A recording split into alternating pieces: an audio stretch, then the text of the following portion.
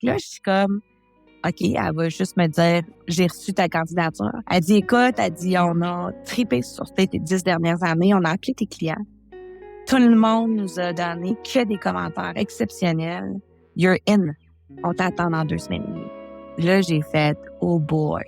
J'ai raccroché. C'était pas en ligne? Non. Je suis allée vivre à Harvard, dans des dortoirs puis tout ça. C'est 3 semaines aux 8 mois pendant 3 ans.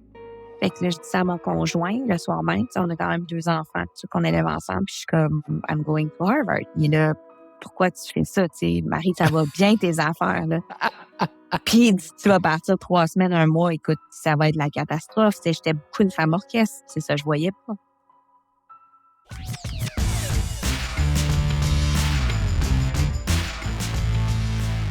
Petite vidéo pour tous les gens qui écoutent le podcast Hypercroissance autant sur YouTube que sur Spotify ou Apple Podcasts. Je voulais prendre un peu de temps aujourd'hui pour vous remercier d'être avec nous, d'être aussi nombreux semaine après semaine. On sort les podcasts le lundi, on sort les podcasts le jeudi. On a toujours autant d'auditeurs et ce chiffre continue à croître vraiment d'un mois à l'autre. Donc, on est excessivement content de vous avoir parmi nous. Et également, vous faire une petite annonce, c'est qu'on va changer un petit peu la structure des podcasts. Vous allez le voir avec l'entretien d'aujourd'hui, également les prochains entretiens, spécifiquement ceux qui vont sortir le lundi. On va avoir des entretiens qui vont être de plus en plus longs. On veut allonger les séquences de diffusion, plutôt les séquences de discussion en 2024 et dans les années à venir. Maintenant, il y a une seule chose que je vous demanderais de faire. Si vous pouviez vous abonner au podcast. Si vous écoutez le podcast sur YouTube au moment où on se parle, cliquez simplement sur la petite cloche pour vous abonner à notre chaîne Podcast Hypercroissance. Ça peut énormément nous aider. Si vous l'écoutez sur Spotify, même chose, abonnez-vous. Même chose sur Apple Podcasts. Le petit geste que vous pouvez faire, ça peut faire toute la différence pour nous. Vous le voyez, c'est un podcast qui est 100% autofinancé. On n'a pas de sponsor ou de publicité qui s'intègre sur le podcast. Donc, tout ça est fait de nos poches et on le fait avec énormément de plaisir et énormément d'amour. Et la seule chose qu'on vous demande en retour, si vous pouvez vous abonner, que ce soit sur YouTube, Apple Podcasts ou sur Spotify, ce serait excessivement apprécié. Donc, je vous remercie et je vous souhaite un bon épisode. Marie-Pierre Saint-Hilaire, vous êtes la présidente et fondatrice de Agenda, un groupe d'entreprises ou plutôt une famille d'entreprises regroupant respectivement Agenda, AFI, Apprentix et AFIU. Lancée au début des années 2000, votre organisation a su évoluer à travers les années pour maintenant compter plus d'une centaine et peut-être même 200 employés dans ces ronds moments où on se parle. Vous êtes dans le domaine technologique, également dans le domaine du service. Bref, vous touchez à énormément de différents secteurs. Marie-Pierre Saint-Hilaire, merci beaucoup d'être sur le podcast Hypercroissance aujourd'hui. Salut Antoine, ça va? Ça va très bien. Je suis très heureux qu'on a finalement la chance aujourd'hui de parler ensemble. Puis, dis-moi Marie-Pierre, juste pour bien situer nos auditeurs qui peut-être ne connaîtraient pas ta famille d'entreprises, est-ce que tu pourrais nous expliquer en quelques mots qu'est-ce que Agenda et quels sont les types de clients que vous aidez? Oui, ben c'est vrai Antoine que ça peut paraître un peu sophistiqué là comme style parce qu'effectivement on a décidé au fil des années de respecter les valeurs puis la façon dont on évoluait comme organisation. Donc ça c'est finalement dénaturé par une famille qui s'appelle la famille Agenda qui compose 3 entreprises. Mais en gros, ce qu'on fait, c'est qu'on est là pour transformer au niveau affaires et technologique les organisations du Canada. Donc, on est évidemment ce qu'on appelle du B2B market, là, ce qui veut dire qu'on se lève tous les matins pour les organisations, pour les entreprises, pour les leaders, mais aussi pour exécuter des plans stratégiques pour pouvoir transformer un peu le monde. Fait que notre expression qu'on aime beaucoup à dire, c'est prêt à transformer le monde avec un point d'interrogation parce que c'est pas juste nous qui transformons le monde, c'est aussi nos clients puis notre écosystème. Fait que c'est ce qu'on fait. Et ça se traduit par 3 business qui sont complémentaires, qui sont transversales aussi. Alors, c'est un groupe effectivement de 260 personnes maintenant. Et Agenda est connu pour son service conseil là en transformation d'affaires et technologies. Fait qu'on a des experts d'à peu près tous les domaines qui peuvent nous aider à faire une évolution disons, agressive de ce qu'on a besoin à naître, autant en numérique qu'en changement de culture, en transformation de culture, de leadership, des grands projets de processus, d'optimiser, de moderniser. Bref, on est là quand il y a un projet, puis qu'il y a des leaders qui ça leur tente d'évoluer à vitesse grand V, on est là. Ça, c'est Agenda. On a assis par Agenda qui est un peu le cœur qui est le cœur de tout ça depuis 24 ans. On conçoit des solutions d'apprentissage. En fait, on est la plus grande organisation au Canada qui développons des solutions d'apprentissage. On en développe pour des milliers d'heures par année, que ça se traduise par du rapid learning, du e-learning, que ça se traduise par même du marketing interne maintenant, de la communication spécifique, de la conception pédagogique pour des classes plus traditionnelles. Bref, on touche à peu près à comment balayer le plancher jusqu'à des solutions technologiques, l'adoption très, très complexe. Et à l'intérieur d'Expert Agenda, on a notre école à FIU, comme tu le disais, qui est l'école des affaires et des organisations, l'école des affaires et des technologies, mais pour les organisations. Fait que c'est la seule école, je dirais, au Canada qui est là tous les matins, qui se lève pour les business et non pas seulement pour les participants, les apprenants qui vont être dans les salles de formation. Ce qui fait qu'on touche plus de 75 000 personnes, que ce soit des leaders, des professionnels, des agents de bureau, nommez-les tous, là, des monteurs de ligne qui passent dans notre école pour pouvoir justement transformer un peu le monde. Puis la troisième, c'est Apprentix, qu'on aime beaucoup. Apprentix, c'est une solution technologique, dont B12, qui a gagné d'ailleurs des prix en Floride. Fait que c'est une solution pour mesurer l'adoption de nouveaux comportements ou de nouvelles technologies. Et donc aussi ce système de gestion, évidemment, formation, mais où est-ce qu'on est obsédé par la mesure. Donc, enfin, on est capable de mesurer pour les leaders l'impact de quand on forme nos gens. Puis, évidemment, c'est des solutions technologiques digitales là, pour nous permettre de le faire le plus rapidement possible puis le plus efficacement possible. Fait que c'est ça, notre famille, mais on est tous ensemble. Une belle grosse famille. Une grosse famille qui fait que moi, mon rôle au fil des années a évolué évidemment grandement. Puis j'ai vraiment la chance, je vais toucher du bois, là, mais j'ai la chance de travailler avec des gens fantastiques, smart, mais en même temps qui veulent, tu sais, qui sont des missionnaires dans l'âme, qui veulent vraiment pas juste faire du cash, mais vraiment là avoir un impact dans la société. Il y a une mission qui est assez forte derrière tout ça. Et bon, tu as parlé au fil des années. Le lancement d'AFI Expertise est assez intéressant. Tu as lancé ça en sortant de tes études. Tu étais super jeune. Et je pense que tu as vu une opportunité un petit peu se dessiner, une organisation qui avait du potentiel, mais que finalement, peut-être, la santé financière était complexe. Tu as vu une opportunité, tu as saisi les actifs et par la suite, tu en as fait une entreprise qui a grandi assez rapidement. Peut-être que tu pourrais nous ramener au début de tout ça. Ah oui, là, tu me ramènes il y a 24 ans. Exact. En fait, je suis comme tombée en amour avec le monde de l'éducation et le monde de la business. Moi, je savais pas du tout que j'étais une entrepreneur. Là, j'ai terminé mon bac en administration des affaires, spécialisation en technologie. Puis, je roulais ma bosse. Je me disais que j'allais être l'adjointe de quelqu'un un jour. Ou en tout cas, bref, j'allais finir avec un chien, 2 enfants, avec une job à quelque part.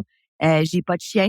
J'ai eu des enfants. Je suis une belle-mère. Écoute, j'ai vraiment pas fait du tout le chemin que je pensais. Puis c'est ça un peu la beauté de la chose, d'être ouverte aux opportunités. Fait que j'ai vu dans les années 2000, t'es trop jeune Antoine pour ça, là, mais dans les années 2000, il faut se rappeler que tout le monde avait peur que les systèmes arrêtent à cause du changement 2000. Puis moi, je suis rentrée dans le monde des affaires en avril 2000. Fait que les jobs étaient quand même assez rares. Mais j'ai vraiment compris rapidement que l'édition bureautique à ce moment-là, là, donc du Word, du Excel et tout ça, on faisait des migrations Lotus et tout. L'édition bureautique, l'utilisation d'un ordinateur, l'utilisation de technologies dans le cadre d'un travail quotidien, ça commençait dans le monde des affaires. Et c'est avec ce virage-là que je suis rentrée. Donc, je suis rentrée dans le virage de dire, OK, attends une minute, là, il y a de la business là-dedans, puis il faut pas juste rentrer les gens dans un silo de dire, voici ce que tu es supposé de faire avec des outils bureautiques, merci, salut. Fait que je suis vraiment entrée dans le monde en disant, moi, j'ai une opportunité où est-ce que je vais entendre des gens, je vais contextualiser, je vais faire contextualiser par mes profs les formations. Et là, on va toucher beaucoup plus de monde, puis on va toucher à l'organisation du travail en même temps. Fait à ce moment-là, je comprenais pas que ça s'appelait de la gestion de changement. Moi, je le faisais par les classes. Fait que c'est cette opportunité-là que j'ai fait et ça l'a monté super rapidement sans m'en rendre compte. J'avais une marge de crédit de 10 000 Mon père me coachait. À ce moment-là, il était chez CJ à Montréal. Il avait pratiquement pas de temps pour moi. Fait qu'il me faisait lever à 4h30 du matin pour me demander c'était quoi les comptes à recevoir, combien j'avais vendu la veille, qu'est-ce que j'avais dépensé, c'était où que j'avais des problèmes. Puis il me poussait allègrement. Lui, il voyait un potentiel que moi, je voyais pas en moi. Et c'est ça. Et en moins de 2 ou 3 heures, je me suis rendu compte que là, j'étais rendue avec une vingtaine d'employés, avec des enfants qui me faisaient confiance. Puis là, j'ai eu peur. Là, j'ai eu peur parce que j'ai fait, dans quoi je me suis embarquée. Et là, je me suis rendu compte que j'étais responsable. Comment était l'entreprise? Parce que de ce que tu m'as dit, tu as acheté une franchise, tu faisais partie d'une franchise que tu as fait ce qu'on peut appeler un petit peu en anglais un spin-off et que tu as créé ta propre organisation. Comment tout ça s'est mis en place un peu? Ouais, en fait, j'ai acheté Multi-Exa, puis c'était une franchise sur la Rive-Sud de Multi-Exa. Aller, qui était le joueur numéro 1 au Canada, mais qui a eu des gros problèmes financiers. Donc, j'ai commencé franchisé pendant 5 mois, où est-ce qu'on me donnait les cours que je pouvais, après ça, finalement livrer. J'avais mes profs et tout ça. Puis, on m'a avisé que la franchise avait des problèmes de santé financière. Et c'est là où j'ai fait, ben là, ça n'a pas de bon sens. C'est pas si compliqué que ça. Là, c'est des cours de Word puis d'Excel. Là, je serais bien capable. Puis je regardais ce que la franchise me donnait comme service versus qu'est-ce que je pouvais faire moi-même puis comment ça me coûterait. J'ai été très naïve. Là, je pensais que ça serait plus facile. Fait que j'ai mangé du pain noir pendant 6 mois là, à vraiment remettre en place dans le fond ce que la franchise m'offrait. J'ai coupé mon contrat de franchise puis quelques mois après, ils ont fait faillite. Puis moi, quelques mois après, pendant ce temps-là, j'ouvrais sur la ville de Québec parce que j'étais physiquement à la franchise de Lévis et j'avais un territoire spécifique. Et là, ça m'ouvrait toutes les opportunités. Puis je savais très bien que le gouvernement du Québec, les sociétés d'assurance, tout ça était sur la rive sud, était sur la rive nord de Québec et non la rive sud. Fait que j'ai ouvert sur la rue Bourrier dans un local que j'avais négocié allègrement parce que je voyais passer les rats quand que je l'ai loué. Mais je viens d'une famille de la construction. J'étais comme, je vais nettoyer le local, je vais le repeindre. Tu sais, déjà à ce moment-là, je m'intéressais beaucoup au design intérieur. Fait que j'ai fait genre, I'm gonna do this. Puis je vais commencer à annoncer que même si Multi-Exa est décédé ou va mourir bientôt, ben moi je suis là pour être une bonne opportunité. Puis encore, en plus, je donne un service encore plus haut parce que je donne un service plus personnalisé. Fait que je me suis mis avec ma valise à visiter peut-être une vingtaine de clients par semaine. Fait que je faisais du cold call. Bonjour, moi, c'est Marie-Pierre. Vous me donnez, vos contrats, je vais vous prendre en charge tout ça. Puis, à ce moment-là, il y avait un regroupement de directeurs généraux des technologies de l'information au gouvernement du Québec puis aux sociétés d'assurance qui se parlaient tous. Moi, je le savais pas qu'ils se parlaient tous. J'allais les voir un après l'autre. Pour qu'ils me donnent des contrats, puis m'en donner, tu sais, ils se sont parlé, puis on dit, hey, à du gars, tiens, là, on va la tester, tu sais. Fait qu'ils me testaient. Ils me testaient sur plein de patentes, tu sais, spécifiques, personnalisées, plein d'affaires compliquées, puis je livrais. Puis je livrais, puis je livrais, puis je livrais, puis je livrais, puis je livrais. Je n'arrêtais pas de livrer, mais tu sais, je travaillais comme une malade. Je travaillais 7 jours sur 7. S'il fallait que je livre la nuit, je livrais la nuit. Fait que c'est là qu'après une couple d'années, ben ma patente, le bureau de Lévis roulait bien, le bureau de Québec roulait bien, puis j'étais comme wow, ok là j'ai une business là. Puis là je commençais à gagner des prix parce qu'on m'appelait, puis on me disait hey c'est cool, j'ai une chambre de commerce, tu sais j'ai une personnalité, puis tout, puis j'étais là non moi je suis pas une entrepreneur, moi je suis juste en train d'essayer de sauver ma peau. Moi dans ma tête c'était ça, tu sais. Tu sais, d'être capable de payer les billes. Je me sentais dans un ancrage de payer des billes puis payer des salaires. Puis après ça, c'est après ça que j'ai fait le choix d'être une entrepreneur. Puis j'ai fait le choix de devenir une bonne entrepreneur puis une bonne gestionnaire. Le déclic se fait en quelle année à peu près? Je te dirais autour de 2007, fait que ça a pris du temps, ça a au moins 7 ans parce que là, j'étais rendue c'était assez cossu mon truc. Puis là, j'étais rendue que je faisais du service conseil, un peu de gestion de changement dans des grands projets. Dans le temps, on développait des solutions informatiques. Il y a des entreprises qui développaient des solutions informatiques, puis il fallait former tous les ministères ou toutes les sociétés d'assurance ou toutes les entreprises privées là-dessus. Fait que, tu sais, on m'appelait pour, j'ai 1000 personnes à former. Je sais pas trop, on est en train d'implanter un truc. Comment tu vois ça, tu sais? Fait que ça m'occasionnait tout le temps d'avoir un partenaire à Montréal. Parce que les entreprises que je touchais, ils disaient tout le temps, ben là, je t'embauche, mais tu t'organises pour tous mes employés. Fait que tu t'organises pour Montréal aussi. Puis à chaque fois que j'essayais de trouver un partenaire ou un compétiteur, ben il me ramenait à une solution super traditionnelle. Je suis capable de te donner ça. C'était jamais clé en main. Fait que là, en 2007, j'ai décidé d'ouvrir clé en main à Montréal. Puis là, c'est là que je me suis rendu compte que là, j'avais vraiment une business parce que j'ai signé littéralement un bail de 2,3 millions. Oh wow. J'avais 3 mois pour rentabiliser le bureau de Montréal. Sinon, j'avais fait un all-in sur les 2 autres bureaux. Fait que sinon, je faisais faillite. Fait que c'est là que je me suis rendu compte que là... Puis tu sais, t'arrives là, j'aime mon backsack en train. Je connais personne à Montréal et ça recommence. Mm-hmm. Et ça recommence. Fait que j'avais loué une chambre au Reine-Élisabeth, puis je rencontrais du staff potentiel. Je me disais, j'ai besoin d'une développeuse d'affaires, j'ai besoin d'une coordo, j'ai besoin d'un prof. Puis je vais commencer avec ça. Fait que, tu sais, des fois, j'avais des problèmes, genre, aussi basiques que d'ouvrir la porte à mon prof le matin, puisque, mettons, ma coordonnatrice était malade. Fait que je sautais dans un train, puis j'allais ouvrir la porte, là. Fait que c'est ça, 2007. Fait que 21 octobre 2007, on a ouvert Montréal. Et ça a été un game changer parce que là, ça a fait, OK, là, faut que je me structure parce que c'était rendu beaucoup trop gros. Puis on faisait quand même des millions, là, de chiffre d'affaires. Puis on faisait du cash. Mais là, j'utilisais ce cash-là pour augmenter ma capacité. Mais plus j'augmentais ma capacité, plus je faisais du cash.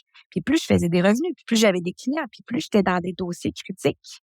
Parce qu'on s'inscrit dans la mission même de l'organisation. Fait que ma roue était comme sans fin. Puis là, j'étais là, wow! Puis c'est là où j'ai fait, OK. Puis j'avais fini un MBA, mais là, j'étais comme, OK, what's next? T'sais. Fait que j'ai essayé d'aller me chercher des outils un peu partout. Je me suis bien entourée de monde qui me brassait beaucoup, qui avait des opinions incroyables sur comment je devais devenir et comment ma business devait devenir. Puis c'est là aussi que je me suis rendu compte que en 2009 que j'essayais de rentrer dans un moule, j'essayais d'écouter, la plupart du temps, c'était tous des hommes d'affaires. Puis j'étais comme, OK, là, je suis en train de perdre tout mon bubbliness, tout mon dynamisme. Je suis en train de perdre la clé du pourquoi les gens m'aiment, qui est un peu moins corporatif comme style, mais qui était vraiment en besoin dans les organisations où le volet humain était moins là. T'sais. Fait que ça, on se projette jusqu'en 2009. Jusqu'en 2009, parce que si on regarde d'un point de vue vraiment externe ton parcours, qu'il y a un petit peu cette croissance brute au départ, on n'a peur de rien, on prend le téléphone, on appelle les grandes entreprises, on ouvre à Montréal. Et ultimement, à travers le temps, si on regarde, en 2017, 2017-2018, tu as finalement créé un petit peu un parapluie autour de tes différentes organisations Agenda. Et là, on sent qu'année après année, en regardant ça, il y a eu une certaine sophistication. Je serais curieux de t'entendre un petit peu ici. Il y a toute cette étape-là de 2000 à 2009 où est-ce qu'on ouvre les portes, on va chercher les clients, on grandit, on rentre dans cette dynamique d'hypercroissance littéralement. Et quand je parle de sophistication, c'est que par la suite, 2010, 2011, 2012 jusqu'à 2017, s'enclenche un mécanisme de croissance par acquisition. Je serais curieux de t'entendre ici, de savoir comment tu as vu le marché et pourquoi tu as commencé à vouloir acheter des entreprises, te lancer également dans le conseil et pas simplement dans la formation et ultimement même dans le domaine technologique. Là. Harvard. Un mot, Harvard. C'est vrai, tu as fait ton Harvard Business Review. J'ai fait HBS, j'ai fait Harvard Business School dans un programme qui s'appelle le OPM, c'est le Owner President Management Program. D'ailleurs, j'ai poussé quelques entrepreneurs au Québec à le faire aussi. Harvard est moins connu au Canada, encore moins au Québec. Et pourquoi je parle de Harvard? Parce que un dîner à un moment donné dans un des conseillers que j'avais, il y en a un qui avec qui je dîne puis qui me dit, tu sais, Maïs, c'est vraiment cher ce que tu fais. Effectivement, j'étais en hypercroissance et tout ça. Mais tu sais, il voyait le manque de maturité que j'avais. Moi, je le voyais pas. Parce que quand tu es le temps, tu le vois pas, le manque de maturité. Je dirais la posture de leadership, la posture d'un leader plus senior avec une maturité d'être justement autour de la table. Tu sais, je faisais des programmes de développement de compétences pour 250 000 personnes. Tu sais, fait que moi, c'était comme, j'avais pas froid aux yeux, tout allait bien. Et là, je pogne mon nœud littéralement parce que ce gars-là, qui est un game changer, je lui ai toujours dit, il adore en plus quand j'en parle, Pierre Renaud, on va dîner ensemble. Puis là, il me dit, vraiment sharp ce que tu fais, Marie, tout ça. Tu sais, dans le monde de l'entrepreneurship, c'est cool, mais là, tu t'en vas dans une game corporative, d'entreprise, tu t'en vas dans du C-level, dans du exec, où est-ce que les gens, c'est pas le fait que tu es une femme qui va négocier, c'est ta jeunesse, c'est la façon dont tu abordes les dossiers. Puis j'étais comme, hey man, tu sais. Moi, je me disais dans la tête, hey, toi, tu l'as-tu rushé, là, comme je l'ai rushé, puis tu l'as-tu fait, là, c'est la business que j'ai faite, tu sais. Ça fait comme 10 ans, là, que je roule ma bosse. Et, il me dit, tu sais, il faudrait vraiment que tu vendes ta business, tu deviennes VP à quelque part pour vraiment comprendre, tu sais, qu'est-ce qui te manque, ou, tu sais, va te chercher, crif un diplôme, un vrai diplôme, tu sais. J'étais comme, un vrai diplôme. Hey, j'avais déjà été, tu sais, j'avais fait une partie de mon bac dans l'Ouest canadien.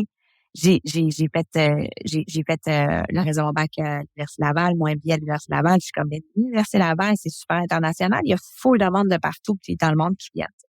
Il dit, non, il dit pas ça, je te parle culturellement. Il dit, tu sais, te faire brasser la cage par complètement un autre univers, une autre ville, un autre pays et tout ça. Puis là, je me dis, dans mon fort intérieur, je me dis, attends une minute, peut-être que c'est ça que je sens depuis un bout, là. Tu sais, puis je disais toujours, nos business sont aussi forts que le leader qui est à la tête de ça. Bien sûr. Fait que bien fâché, le soir même, je suis dans mon spa, puis je commence à googler puis tout ça. Puis là, tu sais, Harvard, tout le monde connaît Harvard, là, c'est le numéro 1 au monde. Là. Fait que je commence à googler, puis je tombe sur ce programme-là, puis je fais comme, je m'inscris. Fait que je m'inscris live, je réponds à 6 questions, je donne des références de clients, puis tout ça, me disant, c'est Harvard, je vais en entendre parler dans 2 ans. 2 semaines plus tard, je reçois un appel. Hi, this is Jackie from Harvard. How are you doing, Marie, this morning? Puis là, full excitée. Fait que là, je suis comme, OK, elle va juste me dire, j'ai reçu ta candidature. Elle dit, écoute, elle dit, on a trippé sur tes 10 dernières années, on a appelé tes clients. Tout le monde nous a donné que des commentaires exceptionnels. You're in. On t'attend dans 2 semaines et demie. Là, j'ai fait, oh boy.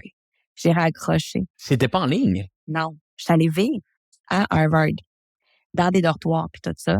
C'est 3 semaines aux 8 mois pendant 3 ans. Fait que là, j'avais pas dit ça à personne, tu sais. Fait que là, je dis ça à mon conjoint le soir même. Tu sais, on a quand même 2 enfants, tu sais, qu'on élève ensemble. Puis je suis comme, I'm going to Harvard. Il est là, pourquoi tu fais ça, tu sais, Marie, ça va bien tes affaires, là.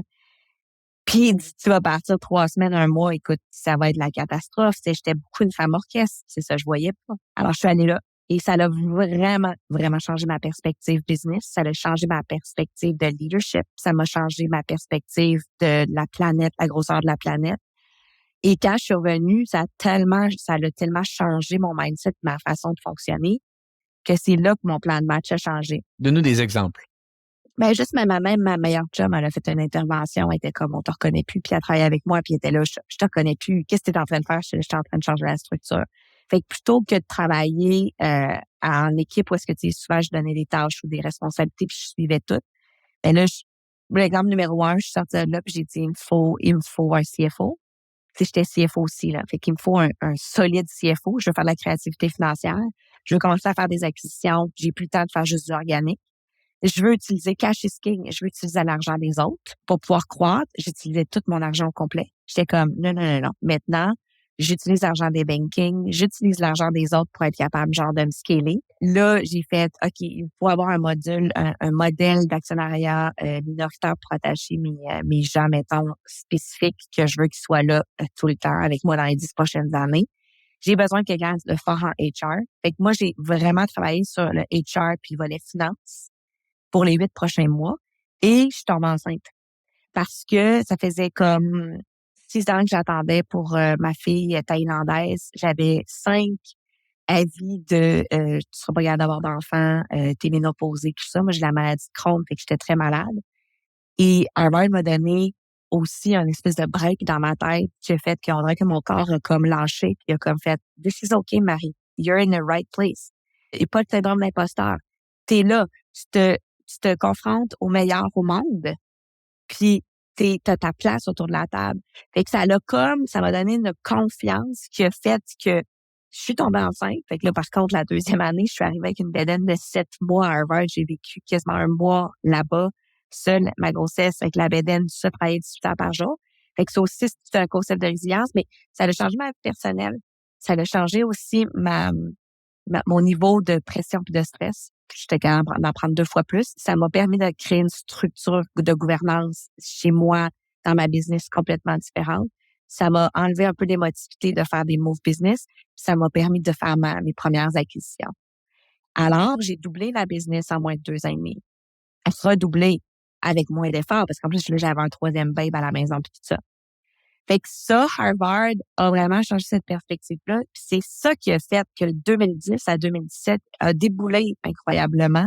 Où est-ce que là, j'ai comme solidifié tout. C'est comme si je me préparais à recevoir Jacques-Caron dans ma business. Puis c'était comme si je faisais le ménage. Puis c'était comme si j'avais comme un 7 ans où est-ce que j'ai fait genre, OK, je vais la grossir efficacement. Je vais monter des blocs. Je vais comme créer cet univers-là qui va être assez senior après pour pouvoir attirer un gars comme Jean Caron qui gérait 5000 personnes partout dans le monde, qui travaillait pour une organisation aussi respectable que CGI, mais dans les hautes directions. Il aurait pas pu venir en 2010. Ça aurait été comme ça aurait pas marché. Ou il se serait emmerdé. Fait que ce momentum-là, maintenant, je le comprends, c'est une phase Bien qui est sûr. importante. Et donne-nous un petit peu les années, juste pour qu'on soit capable de bien donner du contexte à notre audience aujourd'hui. En quelle année tu vas chez Harvard et à partir de là, quand on a été capable de voir ta première acquisition? Dans le fond, moi, à Harvard, j'ai fait 2010 à 2012. J'avais 32 ans quand je suis allée à Harvard. Ce qui veut dire que c'était littéralement 10 ans plus tard que l'hypercroissance que j'avais vécue. Et ma première acquisition a été à peine 1 an plus tard. Ça allait vite. Oui, c'est allé vite. Ouais, 2012, 2013, ici. Donc, ces formations, c'est une action quand même qui était grosse pour moi parce que, il fallait quand même que je trouve, overall, elle m'a coûté, mettons, ça a été des phases, là, mais ça m'a coûté 2 millions quelques. Et donc, c'était gros dans le temps, parce qu'en même temps, c'était un centre de formation qui était vu technologique, qui achetait une firme de formation qui faisait des programmes en leadership puis en capital humain. Fait qu'encore là, c'était un territoire, littéralement, là. C'était un territoire d'offres que mes clients ne me voyaient pas, là. C'était pas pour rien que j'ai fait ça. Fait que ça, c'est la première acquisition. Après ça, c'est déboulé, OTI, où est-ce qu'on est allé chercher justement un joueur spécialisé en outils numériques pour renforcer. Je voulais aussi cannibaliser, je voulais tester la cannibalisation d'une offre qui semblait plus traditionnelle chez nous, des cours de Word puis d'Excel, d'Outlook. Puis là, j'ai amené une offre où est-ce que c'était plutôt l'efficacité professionnelle, comment devenir efficace avec des outils numériques. Donc là, ça l'amenait complètement à une autre dimension. Fait que l'intégration était challengeante parce qu'il y avait vraiment 2 niveaux de pensée, littéralement, entre ma business puis la business qu'on a incorporée. Tranquillement pas vite, on a acheté Vortex aussi en processus parce qu'en gestion de changement, on se rendait compte qu'au niveau des processus, on avait besoin de Black Belt, on avait besoin de monde qui était vraiment spécialisé là-dedans. Fait qu'au fil du temps, je suis même plus capable probablement de te dire toutes les acquisitions que j'ai faites. Là, j'en ai fait une couple qu'on n'intégrait pas au départ. T'sais, on les laissait un peu volant autour. Puis ça a été une stratégie, là, on pourra en reparler, là, mais ça a été une stratégie de ne pas les intégrer directement dans la business l'année 1 de l'acquisition. Puis c'était toujours mon même modèle. Le même modèle avec des coquilles indépendantes. Et là, les années avancent, beaucoup d'acquisitions, beaucoup de croissance, encore une fois. Et là, en 2017, 2018, c'est là que tu essayes peut-être de mettre un petit peu plus d'ordre dans tout ça. Également de l'ordre au niveau branding, marketing. Parle-nous un petit peu de la naissance de Agenda et la réflexion derrière tout ça. Ouais, en fait, c'est arrivé avec 2014-2015, on a commencé à avoir des offres quand même substantielles substantielles à ce moment-là. Là. Moi, c'est une offre que de 10 à 15 millions pour j'avais même pas 40 ans. C'est quand même cool là. Tu le Puis, considères? je le considérais jamais. Puis là, à un moment donné, j'ai dit, OK, je le considère. Puis pourquoi il y en a une que j'ai considérée, c'est que c'était le plus gros joueur là, au Canada, Global Knowledge. Puis pour moi, je me posais la question si c'était pas un tremplin pour où est-ce qu'on était rendu dans notre business. Fait que je me posais, c'était pas la question sur moi, mais bien sur la pérennité de tout ce beau monde-là qui travaillait, qui était rendu, on était rendu le leader dans notre domaine dans tout l'Est du Canada. Fait que c'était intelligent, Global Knowledge, de nous acheter. Puis aussi, le président de Global Knowledge Canada prenait sa retraite, donc je cherchais une relève. Fait qu'évidemment, moi et mes collègues devenions la relève canadienne. Puis en même temps, il m'offrait un poste au board pour le volet développement des offres d'innovation. Il voulait qu'on amène un peu ce qu'AFI faisait, mais partout dans le monde avec Global Knowledge.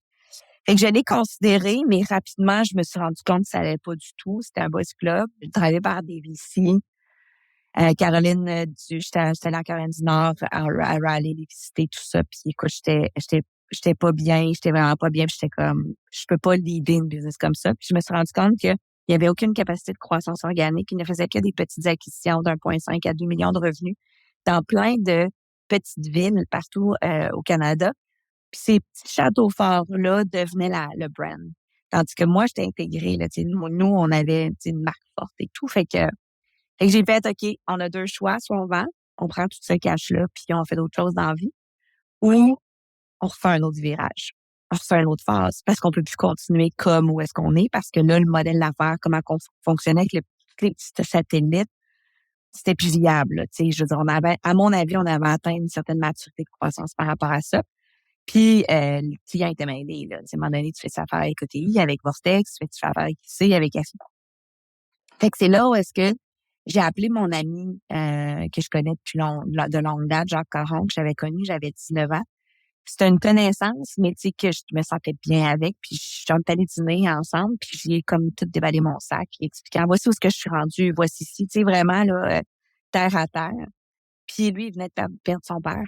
Puis ça faisait un bon bout qu'il travaillait pour CGI, ça faisait 18 ans. Il avait fait des choses fantastiques et tout. Lui aussi était rendu à un autre niveau. Il savait que l'autre niveau allait lui demander beaucoup de temps, beaucoup de santé. Puis il m'a dit, Marie, là, tu as besoin de consolider tes affaires. Puis tu aurais probablement besoin d'un directeur général. Tu aurais besoin d'une direction générale pour t'aider. J'avais quelqu'un spécialisé en RH, j'avais quelqu'un en marketing, mais j'avais personne, tu sais, j'avais pas de chef des opérations. Fait que moi, j'étais présidente directrice générale. Puis là, j'ai fait, man, c'est ce gars-là qu'il me faut, là. Mais là, tu sais, c'est genre, hey, j'aimerais ça que le premier ministre vienne travailler pour moi, là. Tu sais, je veux dire, mais tu sais, encore là, froid aux yeux, je me suis dit, ben, moi, je veux faire quelque chose de big, fait que j'ai besoin d'un gros canon, t'sais. J'ai besoin de quelqu'un en qui j'ai confiance parce que laisser une partie de ma place, je savais que émotivement, ça allait être difficile pour moi. Puis on a commencé à parler, puis on a parlé longuement parce que lui, il voulait vraiment bien faire les choses avec CG, il voulait être sûr, il avait 50 ans à l'époque et tout ça. Puis finalement, il a plongé dans l'aventure, mais sous réserve de dire, on refait complètement le brand, on fait un one-stop shop. On disait tout le temps, one voice, one company. Puis c'est là où est-ce qu'on a travaillé avec Recette pour pouvoir remonter le brand, se poser des questions, sondages et tout. Fait que moi, j'ai passé 6 mois à me faire tordre les boyaux par des sondages clients, le staff.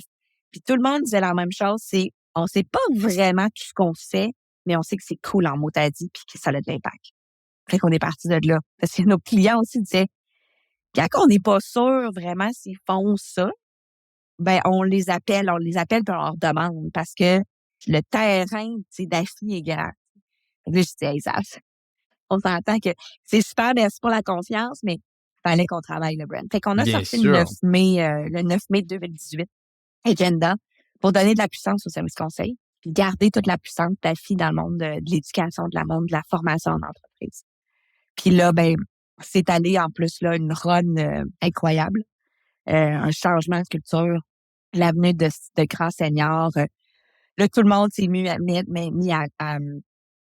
une couleur différente à la business. Puis là, ben, on est rendu là. Puis dis-moi, parce que là, il y a beaucoup de choses à décortiquer ensemble ici, puis je pense que ça va être excessivement intéressant. Ça l'est déjà. Jacques, quand tu as dîné avec lui, est-ce que tu lui as fait l'offre sur le champ? On va dire une offre informelle, on va dire ça comme ça. Est-ce que tu as ouvert les discussions sur le champ ou c'est par la suite que tu t'es dit, hein, pourquoi pas lui? C'est une bonne question, Antoine. Il n'y a jamais personne qui m'a posé cette question-là avant. Sur le champ, en fait, Sur le champ. Wow. parce que moi, je pars du cœur. Puis après ça, je On peut le voir. relativise. Je pense qu'on peut le voir. Je pars Bien du sûr. cœur. Je suis connectée à toi. Je sens quelque chose. Après ça, c'est plutôt là, comment qu'on va y arriver. T'sais. Fait que j'ai mes plus grandes embauches ont été toujours un peu sur la gueule, sur le coin d'un apron, là, que j'appelle. Fait que moi, je viens toujours de façon candide parler avec des gens. Je viens dîner, quoi, puis c'est beaucoup comment je me sens. Puis après ça, je le rationalise. Fait que c'est sûr que quand on a parlé de ça, puis il m'a dit, hey, t'es rendu à une direction générale, t'es rendu à ça, puis il me parlait, puis là, live, j'ai dit, tu parles de toi, Jacques? Puis là, il a reculé, parce que je te sens. Ça a été ma réponse, je te sens. Puis là, il a dit, attends, il dit, OK. Fait que lui, beaucoup plus rationnel, il part toujours de la tête, mais après ça, il va au cœur direct. Il m'a dit, écoute, moi, je suis prête à regarder des trucs, tu perdras rien parce que, dans le fond, je vais te conseiller. Puis en même temps, on va pouvoir avancer tranquillement, pas vite, voir ensemble, tu sais, s'il y a des choses. Si je suis pas capable de dire, est-ce qu'il y a quelque chose qui serait intéressant pour moi ou même si je pourrais contribuer. Mais une chose est sûre, c'est que je peux t'aider à structurer ta shop pour pouvoir accueillir quelqu'un qui va venir te donner un coup de main parce que tu es seul. Fait qu'on est rentré dans une discussion puis un 6 mois où est-ce que tu me demandais tout. Les revenus facturés, les clients. Fait que je me suis mis à nu. Je me suis mise à nu avec cet homme-là. Je lui ai tout donné, tout ce qu'il avait besoin de savoir.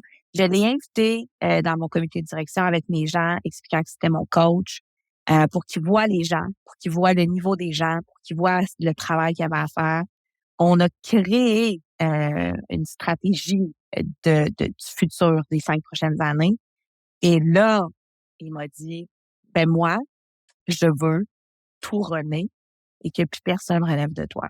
Wow. C'est ma première prérogative pour continuer à discuter. Et là, j'ai fait la même affaire, puis j'ai dit, OK.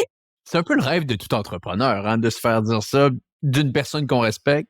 D'une personne qu'on respecte, c'est le rêve et 90% du temps, ça ne fonctionne pas. Je suis dans un groupe qui s'appelle les YPO, puis eux, ils m'ont dit, t'es malade. Si tu vas y donner tout, puis c'est complètement un style différent. Il faut comprendre, moi, c'est un podcast, on me voit pas, mais moi, je suis blonde, les yeux bleus. J'avais l'air d'une Barbie. Je vais bien en rose pétant tout le temps. Et lui, il mesure 6 pieds 4, 6 pieds 5. Il doit peser 350 livres. C'est un ancien joueur de hockey professionnel. Il fait juste rentrer dans une pièce, les gens ont peur, tu sais. Tandis que moi, je rentre dans une pièce, les gens sont comme, ah, elle a l'air sympathique. Mais dans la vraie vie, si tu regardes la façon dont on négocie les deux, je suis beaucoup plus difficile à négocier que lui. Mais le physique fait un autre truc. Fait que toutes mes YPO me disaient, fais attention. T'sais, ça a été essayé souvent. Puis il y a un hire gun, quelqu'un du volet entreprise qui rentre dans l'entrepreneurship. Il sera pas capable. Il est habitué à 4 adjoints. Il est habitué avec des private flights, tout ça. Puis là, toi, il vient, puis toi, tu ramasses encore. Moi, je ramassais le balai. Là, je faisais des fois le café pour les clients, puis tout. Mais t'as raison. Pourquoi ça a fonctionné, c'est qu'on a fait un exercice de valeur incroyable. On s'est regardé dans le blanc des yeux, on s'est dit la vraie shit, on s'est vraiment, vraiment alignés ensemble. Puis à chaque fois, il me disait, es-tu confortable, Marie? Es-tu correct? Parce que c'est lui qui rentrait, dans mes affaires. Es-tu confortable, Marie? Puis à un moment donné, j'ai dit, je suis pas confortable. Il était rentré, puis là, j'ai dit, genre que je suis pas confortable, là. Là, c'est, le monde pleurait, puis il m'a dit, il faut continuer, Marie, là. Il faut que tu trouves ton confort, là. Comment je peux t'aider pour trouver ton confort? J'en suis tombée malade. Ça a pris 6 mois. Mon médecin m'a annoncé qu'il voulait m'enlever le gros intestin et tout ça. J'étais émotivement pas capable de lâcher prise.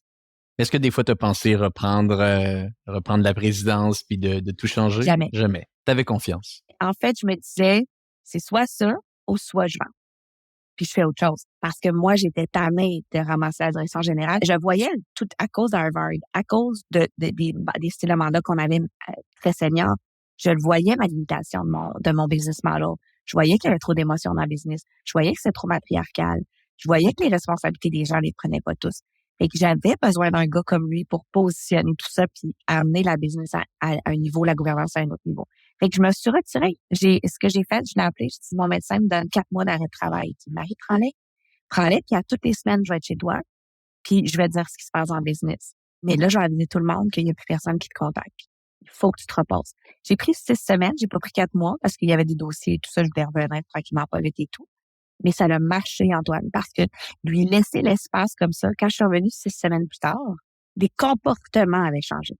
La maturité s'installait dans la business. Et là, la vraie game du next step est arrivée. Donc, au final, ton arrêt de travail, si on reprend un peu une expression en anglais, a bless and a curse. Donc, c'était dommage à cause de ce qui se déroulait au niveau de ta santé, mais pour ton entreprise, on dirait que c'est elle qui a été capable d'en bénéficier. Puis bon, situons un peu les gens qui nous écoutent. On enregistre le podcast 30 janvier 2024.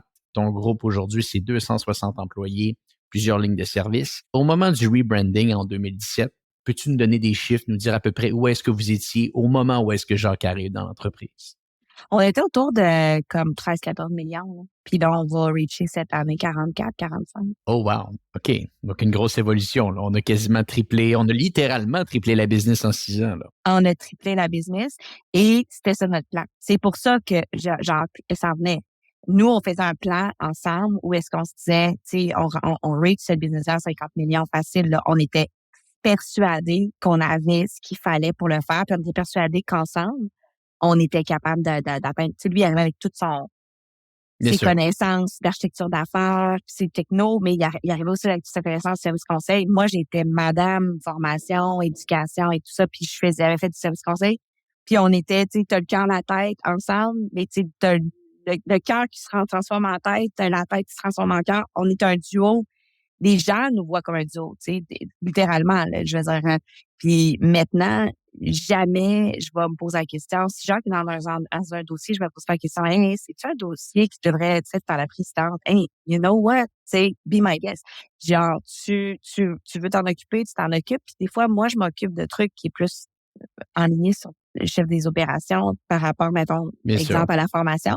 On est dans la tête l'un de l'autre. Puis c'est ça qui a fait.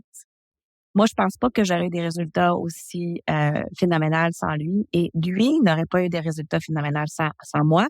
Et on a amené aussi des gens du marché qui nous faisaient confiance des deux bords. Fait que lui, il a amené du monde avec qui il a déjà travaillé ou en tout cas, il a déjà été fournisseur, client ou quoi que ce soit.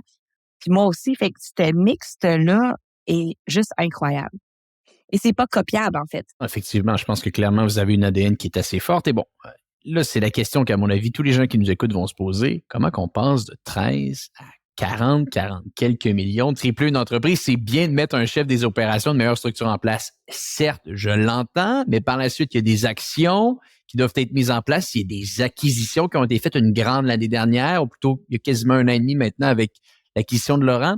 Parlons un petit peu du processus qui s'est déroulé entre 2018 et maintenant, entre Apprentix, Laurent et tout ce que vous avez fait. En fait, nous, là, ce qu'on s'est dit, c'est qu'on ne courrait pas après les clients en premier. Donc, on ne mettrait pas une culture de vente en place en premier. On démontrerait nos notes de noblesse en livrant de façon agressive une qualité exceptionnelle, pas plus chère que les autres. Fait que c'est ce qu'on a fait. Fait qu'on a été chercher des masters, des super dans leur domaine. On a tranquillement pas vite évolué pour prendre des contrats de 75 000 à maintenant des millions. Puis on s'est positionné dans des éléments super stratégiques, mais aussi dans l'exécution de ces mandats-là. Donc, on fait pas juste des stratégies. Nous, on est là avec le client, les deux mains dedans, à faire les implantations, à transformer, à migrer, à faire adopter le changement, tout ça. Puis on a un gros souci technologique, mais on a un gros souci humain. Fait que ça a été notre leitmotiv. On disait tout le temps, l'humain et la tech est plus fort que l'humain ou la tech. Ça, c'était comme tout le temps. Fait qu'on s'est mis à déployer dans le marché une nouvelle approche, littéralement, une nouvelle offre de service, vraiment complète, qui faisait qu'on prenait en charge. Fait que si, mettons, on rentrait par, je dis n'importe quoi, une migration cloud, bien, on avait nos gens qui étaient spécialisés en adoption, qui étaient là aussi pour pouvoir s'assurer de gérer l'humain. Puis quand on était en adoption, bien, on avait un souci aussi d'utiliser les technologies puis le digital pour pouvoir être capable de former puis de pas perdre notre temps d'aller plus efficacement. Fait qu'on a développé des accélérateurs incroyables, on a développé des contenus, on a développé des approches, des méthodes qui faisaient en sorte qu'après ça, on devenait imbattable sur la livraison puis notre qualité était impeccable. Fait qu'on est devenu obsédé par la qualité, on est devenu obsédé par mettre le client au cœur de tout ce qu'on faisait. De tout ce qu'on faisait. Puis tout, ça inclut nos locaux, nos espaces de vie, puis nos espaces de classe qui sont fous. Là, on est rendu avec des serres d'apprentissage où est-ce que tu as, par exemple, une classe de 450 plantes différentes pour être capable de travailler l'oxygène. On a transformé littéralement tout ce qui pouvait être techno, physique, humain dans l'approche. On s'est dit, on va démontrer au marché que tu peux être une lifestyle company, mais être dans l'excellence. Ça veut dire, on te demandera pas de faire 60 heures semaine, mais on va toujours viser l'excellence opérationnelle, l'excellence organisationnelle, l'excellence en leadership et tout ça. Fait que cette ligne-là nous a pris quand même des années pour être sûr, de vraiment là, tout le temps être là. Et à ce moment-là, c'est là qu'on a vu nos trous dans l'organisation où est-ce qu'on se disait, il y a un bout de stuff là, processus, il faut aller chercher, on va aller chercher Vortex, on va aller acheter Vortex, que ça fait 30 ans qu'ils font. Fait qu'eux, il y avait déjà leur méthode, il y avait déjà leur accélérant, il y avait déjà tout ça. Mais il n'y avait pas l'humain, il n'y avait pas la tech autour. Fait qu'eux, ils rentraient dans la famille. Puis c'était un accélérant pour eux. Puis en même temps, nous, rapidement, déjà, les clients les adoptaient. Fait qu'on n'a pas développé de culture de vente. On a développé une culture où est-ce que le client est au centre de tout ce qu'on fait, que la livraison est impeccable. Puis là, rendu au nombre d'acquisitions, puis là, la dernière, c'est la plus grosse, effectivement, Laurent, c'est quand même une acquisition de 10 millions. Mais là, on est allé structurer puis renforcer notre positionnement au gouvernement du Québec, notre positionnement au niveau des architectes d'affaires, puis on est venu renforcer aussi Montréal en même temps avec ça parce que les architectes d'affaires de ce niveau-là, de ce calibre-là, c'est difficile à trouver. Et avec les accélérants, les méthodes, 20 ans, eux, ça faisait 20 ans qu'ils étaient spécialisés là-dedans. d'aller chercher le 20 ans d'expérience, les scratchs dans le dos pour être capable de là. Là où est-ce qu'on est rendu, c'est là notre culture de vente. Parce que là, à 44, 45 millions, 260 employés, plus des travailleurs autonomes, quelques travailleurs autonomes. Nous, on n'est pas très friands des travailleurs autonomes. On aime beaucoup, beaucoup, beaucoup développer nos humains. T'sais, on développe allègrement, on pousse beaucoup pour développer, puis offrir beaucoup de développement de compétences. Fait qu'on aime mieux fonder la famille puis pousser. Mais rendu là, on a un secret bien gardé. Là, on est là, OK, là, il faut arrêter d'être un secret bien gardé. Puis là, il faut sortir. On n'est pas un secret bien gardé dans les grandes entreprises, on est un secret bien gardé dans la PME au Québec. La PME au Québec nous connaît par les formations, nous connaît par un mandat en processus, en ISO ou quoi que ce soit, en homologation, mais il ne nous connaît pas sur la famille agenda au grand complet. Ça, c'est mon takeaway du COVID. Quand en COVID, tout le monde cherchait de la formation, tout le monde était là. Puis il y a plein de PME qui me disaient, mais je ne le connaissais pas, capoté, Puis là, on a commencé à travailler avec eux. Et là, notre rôle, c'est d'être un peu plus out there. Là, tu vas dire, ouais, mais il me semble qu'on te voit, toi, Marie-Pierre. Non, je parle pas d'être out there, moi. Je parle que ma famille, que mes gens soient out there, puis qu'ils soient moins dans leurs affaires, puis qu'on puisse les voir. Mais les deux vont pas ensemble? Les deux vont ensemble, mais tu sais, quand on parle de branding, c'est sûr que je pense que mon histoire est belle et inspirante pour beaucoup de gens qui aiment l'entrepreneurship ou de gens qui aiment des gestionnaires qui ont évolué de façon très moderne. Donc, je pense que c'est un signe ou un exemple de modernisme dans le leadership, dans la gestion, dans l'entrepreneurship. En tout cas, du moins, je l'espère. C'est là-dessus que je fais. Mais mon souhait est toujours que mes business aient un rayonnement plus grand que moi. Ça, c'est mon rôle à moi. Mais tu vas me dire, ouais, mais tu sais, peut-être que you fail un peu parce que, tu sais, on te voit partout à certains égards. Oui, mais j'essaie de vraiment faire attention. Mes sorties sont vraiment collectives. Moi, je bâtis pas quelque chose où est-ce que je suis dans mon jeu. Ça, c'est clair pour moi. Je bâtis quelque chose avec le nous. Je suis une fille d'équipe et j'ai très bien compris que pour avoir l'impact que je veux, j'ai besoin de 260 voix qui sont avec moi pour pouvoir transformer le monde. Je peux pas le faire seul. Mais j'ai pas assez de temps. J'ai 46 ans. Il me reste pas assez de temps pour être capable d'avoir l'impact reconnu. Tout ça. De là aussi, numérique au féminin, tu sais, on n'en a pas parlé encore, mais l'OBNL numérique au féminin, c'est mon premier OBNL. Pourquoi? C'est la diversité, l'inclusion dans les business, le nombre de femmes dans le numérique qui a pas de bon sens. Le leadership aussi a pas de bon sens. Puis ça, qu'est-ce que ça fait? C'est que la pépinière, ça sèche. Dans les prochaines années, on va être pire. On peut pas. Fait que c'est un combat que j'ai décidé de prendre. Pourquoi? Parce que je crois que ça amène une culture d'innovation dans les organisations. Je crois que le landscape du milieu du travail va changer par des exemples comme ça. Plus de femmes. C'est littéralement des combats. Littéralement des combats. Des fois, je me sens, mon mari me dit toujours ça. Marie, combien de combats es-tu prête à prendre cette année? Tu sais, en voulant dire, relax, tu sais. Mais je me dis, j'ai la chance d'avoir une voix qui est entendue. Il faut qu'on l'utilise au bon escient. Il faut qu'on l'utilise pour le collectif, pas pour me faire connaître, moi. C'est sûr. C'est quoi la suite? Qu'est-ce qui vous attend dans les 12-24 prochains mois avec Agenda? La suite de la famille Agenda est simple. On veut là, justement, se faire mieux connaître, évoluer. On veut que AFIU, comme notre école aussi, amène des niveaux maintenant complètement différents aussi. Donc, on continue avec nos 500 types de cours différents à répondre aux besoins du Canada, mais on veut aussi, on a commencé là, amener des écoles internationales, mais disponibles au Canada. Donc, exemple, Niro Savanata vient en négociation, vient à Montréal, de la London Business School, transmettre toutes ses connaissances au marché. C'est le genre de truc qu'on veut avoir, fait qu'on va avoir beaucoup d'impact. Nous, ça se traduit pas en chiffre d'affaires ou en EBITDA ou en profitabilité. Ça se situe dans les mandats qu'on touche, la transformation du monde de la santé, qui en ce moment, on l'entend, là, qui est un gros souci. On est derrière bien des chantiers. Fait que ça, c'est clair. Puis, qu'est-ce qui s'en vient? C'est renforcer encore plus aussi la famille pour que on puisse voir que les gens, que le monde entier, mon monde à moi, parce que la société sur laquelle on travaille, voit la profondeur de la famille Agenda pour nous permettre que plus on a des clients qui sont ouverts à changer puis à évoluer puis à faire des projets, ben plus on va avancer, puis plus justement le milieu du travail va devenir un milieu de plus en plus sain. Fait que moi, je peux pas travailler avec des clients qui veulent avancer à pas de tortue. Donc, ce qui s'en vient, c'est une accélération, je pense, de tout ça, parce que on s'entend le marché d'écart des riches et des pauvres s'accélère, les taux d'inflation, beaucoup de combats à faire pour les prochaines années, puis on a beaucoup d'énergie pour y arriver. Fait que c'est pas on veut pas être 400 personnes, c'est pas ça, c'est pas un but. Le KPI, l'indicateur de performance, c'est pas le nombre de personnes puis le chiffre d'affaires. C'est d'être un first world class de gestion chez nous pour donner l'exemple puis aider le plus possible, le plus de monde possible.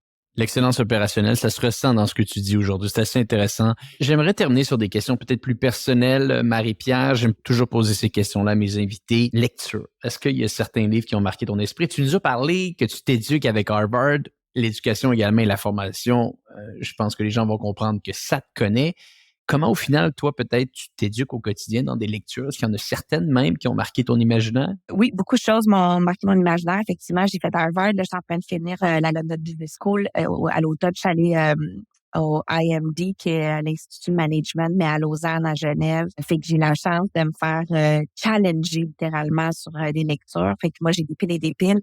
Mais j'ai attiré votre attention sur Arthur Brooks, que j'aime beaucoup ces temps-ci, Strength to Strength, où en fait, il a fait un livre aussi avec Oprah. C'est de la lecture facile à faire parce qu'il est capable de vraiment mâcher, je pense, la vie de leader, puis qu'est-ce qui nous attend. Et c'est Monsieur Bonheur à Harvard. C'est un prof qui a étudié le bonheur, puis le niveau de bonheur. Puis pourquoi Strength to Strength, je commencerai par cette lecture-là, c'est que il explique à quel point plus tu fais des grandes choses dans la vie et plus tu as de chances d'être malheureux, plus tu vieillis. Parce que tu n'as pas la capacité de perdre du terrain.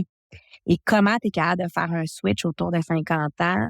Où est-ce que ton cerveau, est-ce que tes capacités ont diminué de 30-35%? Toi, tu penses que tu es encore out there, mais tu as perdu beaucoup de puissance dans ta créativité, dans justement ton bagou, là, tu sais, de prendre des risques et tout ça. Donc, comment tu es capable de pas commencer à être malheureux, de contribuer autrement?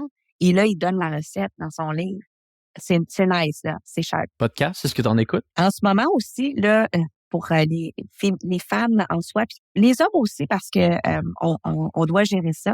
Cette temps-ci, je suis beaucoup avec Mandy Pellez, qui est une docteure qui est spécialisée dans les hormones. Pourquoi j'en parle? C'est qu'on a découvert, évidemment, puis là, on le voit, là, c'est un frein dans nos organisations.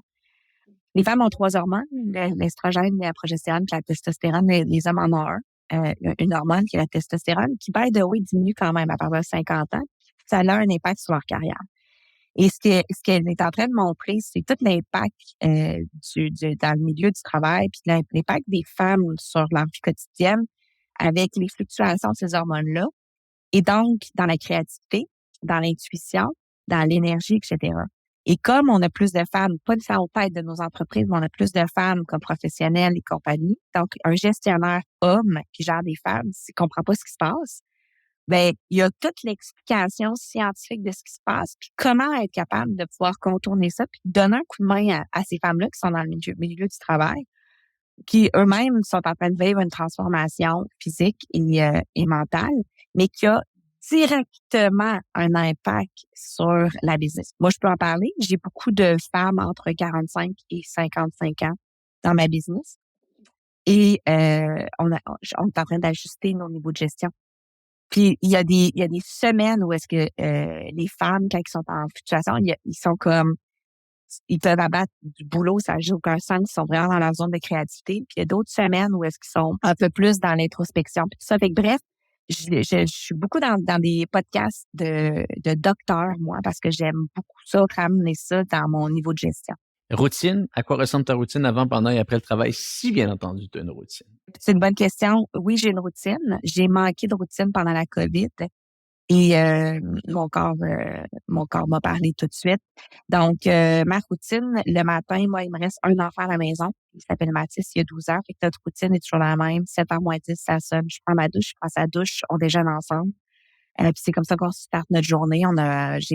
J'adore passer un 15 minutes, une demi-heure avec lui pour qu'on prépare notre journée. Après ça, c'est un chaos. ma journée. Fait que c'est vraiment littéralement, tu sais, je veux dire, là, il y a un 10 heures, 12 heures qui est comme complètement différent tout le temps. J'essaye 2 fois semaine d'être avec un private trainer. Mettons un mardi midi, vendredi midi, j'essaie de maintenir, puis mon adjointe et moi, on essaie de ne pas bouger ça, même si 30% de mon horaire change tout le temps. La semaine d'avant, c'est toujours ça, puis c'est pas juste moi, hein, c'est comme dans des niveaux execs, on bouge notre horaire selon nos priorités, fait que ça rock. Puis le soir, j'essaie toujours 3-4 fois semaine de faire un sauna infrarouge chez moi pour diminuer l'inflammation. J'essaie toujours entre 5h30 et 7h30 d'être là pour mon fils. Donc, tu sais, souper avec lui. Puis si je suis à Montréal, par contre, là, le soir, il y a aussi des soupers d'affaires et compagnie. Mais les fins de semaine, maintenant, après 24 ans, à part 2-3 heures de travail le dimanche pour préparer ma semaine, la fin de semaine est pour moi. Fait que fait que ces routines-là, moi, je suis le feu. Donc, je m'inflamme, j'ai beaucoup d'énergie, tout ça, mais j'ai besoin d'être vraiment calme puis de me regrander puis Bien de me sûr. restructurer. Je suis une introvertie sociale. Je suis pas une extravertie. C'est ce que je suis en train de découvrir. Ce que tout le monde va dire, ben non, elle est malade, elle est extravertie. Je ne me ressource pas d'être avec des gens. Donc, maintenant, mes rituels doivent inclure des moments où est-ce que je suis seule. Mon petit dernier est pareil que moi. Donc, on s'entend là-dessus. Des fois, on disparaît dans une demi-heure, 45 minutes. Et on appelle ça notre relax. Fait que c'est ça mes routines, mais puis bien manger, là. C'est important, c'est primordial. Bien manger, bien dormir et un maximum de sport pour se garder en santé. C'est des indispensables. Marie-Pierre, merci profondément d'avoir pris du temps avec nous aujourd'hui. C'est totalement fascinant, ton histoire, celle de AFI, Agenda et de toutes vos différentes lignes d'affaires dans l'entreprise. Si on veut en savoir plus sur vos services, il y a plein de gens d'affaires qui nous écoutent aujourd'hui, ou peut-être même si on veut travailler pour vous, meilleur endroit pour vous rejoindre. Sur LinkedIn, Facebook, Instagram, il n'y a aucun problème. Je suis là, Marie-Pierre Saint-Hilaire, c'est assez facile à trouver. Puis, je réponds très, très rapidement. Donc, vraiment, LinkedIn, souvent, c'est la meilleure place. Puis, je vais m'assurer qu'on vous réponde, étant donné qu'on est tellement centré sur le client puis nos gens, la réponse va être rapide. On mettra des liens dans les notes de l'épisode pour que les gens puissent vous contacter. Marie-Pierre, merci énormément d'avoir pris du temps aujourd'hui avec nous. C'était, je le répète, totalement fascinant. J'espère que l'histoire de Agenda sera davantage connue après ce podcast. Donc, je te remercie. Et pour les gens qui nous écoutent, on se dit à bientôt pour un prochain épisode de Hypercroissance.